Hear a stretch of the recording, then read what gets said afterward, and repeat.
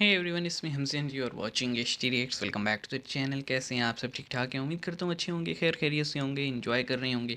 हम बात करने वाले हैं एक मैसेज की जो कि तुर्किया से जो है वो आया है इंडिया। यानी वहाँ पे जो आप कह लें कि इमरजेंसी वर्कर्स, जो रेस्क्यू ऑफिसर्स, जो वहाँ की पब्लिक जो है वो उन्होंने मिल के इकट्ठे काम किया है। तो अब वो जो है ना एक इस मदद करने पे एक मैसेज रिकॉर्ड कर करके जो है ना भेज रहे हैं, सोशल मीडिया पे प्रमोट कर रहे हैं। तो वो देखते हैं जनाब क्या मैसेज आया है, क्या कहा गया है। वीडियो का टाइटल कुछ ऐसे है कि इस प्यारे नेशन की हम किस तरह से जो है ना एहसान को चुकाएंगे। तो मैंने आपसे पहले भी कहा था कि मुसीबत के टाइम में जो आपके आगे हाथ आते हैं ना, आपकी तरफ हाथ पड़ता है, वो हमेशा आपको याद रहता है। और जो मदद नहीं करता वो भी हमेशा याद रहता है।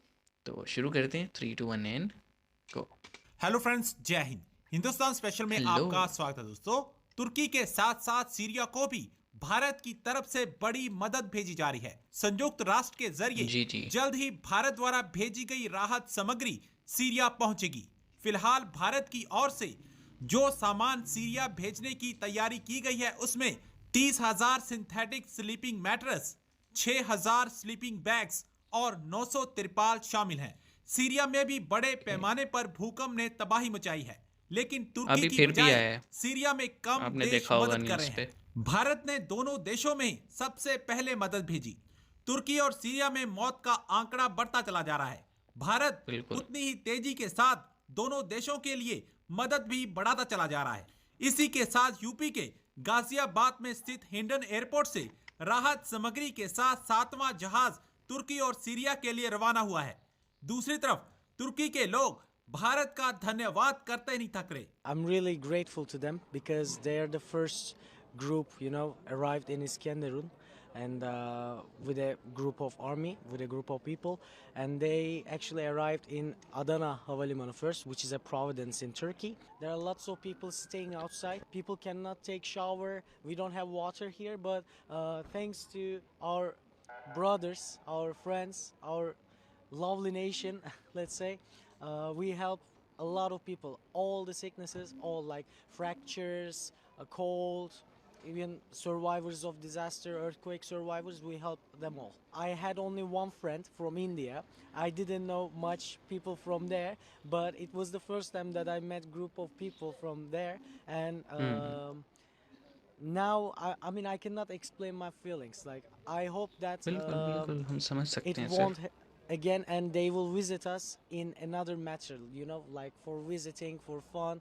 I mean, this is my expectation. That's why I call them dost. Actually, dost is just a friend, but I see them like brothers and sisters. Brother and sister, ये देखें, ये अल्फाज होते हैं जब आप किसी की मदद करें मुसीबत में, तो वो हमेशा आपको याद रखते हैं। और यहाँ पे भी इन्हीं का यही मैसेज है कि जनाब अभी तो हम क्योंकि एक आफत में है, एक एक मुसीबत में हैं, आप आए हैं, हमें बड़ा अच्छा लगा आपने हमारी मदद की। लेकिन हमें और अच्छा लगेगा जब आप ये मुसीबत टल जाएगी, तब हम एक दूसरे को विज़िट करेंगे, ट्रैवलिंग करेंगे। तो यानी ये इम्पैक्ट होता है जब आप किसी की मदद करते हैं, क्योंकि आप एक रिश्ता बनाते हैं। अब सीन ऐसे है कि मतलब उसके लिए मटेरियलिस्टिक होने की ज़रूरत नहीं होती।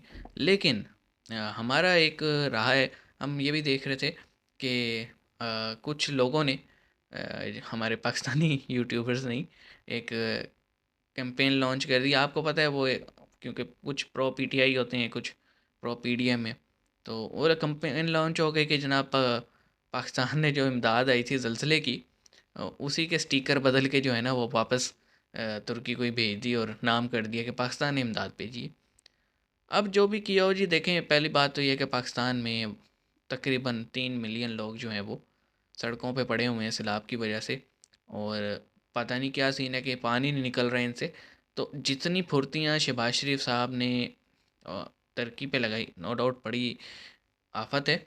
लेकिन उसका हाफ भी अगर हम अपने सिंध पे या साउथ पंजाब पे या बलूचिस्तान पे लगा देते, तो शायद हम बेहतर अंदाज में कैटर कर सकते थे अपने ही लोगों को।